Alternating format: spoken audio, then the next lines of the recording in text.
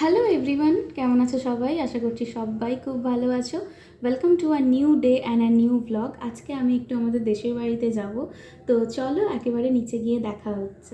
তারপরে আমরা বেরিয়ে পড়েছিলাম, আমি আর বাপি যাচ্ছিলাম।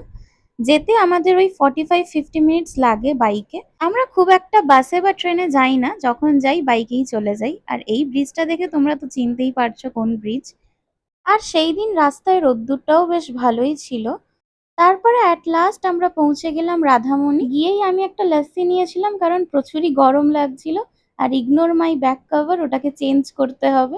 ওটা কিন্তু ধুলো নয়, ওই রকম দাগ হয়ে গেছে আসলে। তারপরে রাধামণি থেকে একটু ভেতরে ঢুকতে হয়।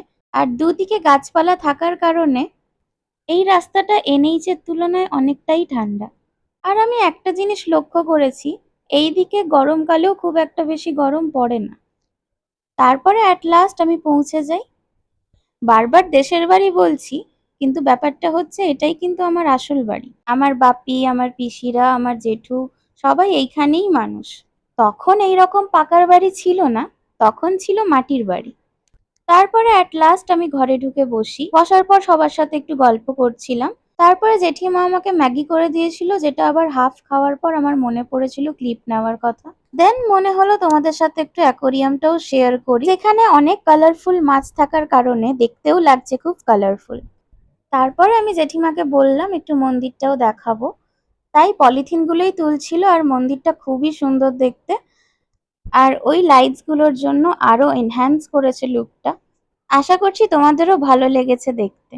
দেন সময় চলে আসে আমাদের ঘরে ফেরার। আর সন্ধেও হয়ে যাচ্ছিল।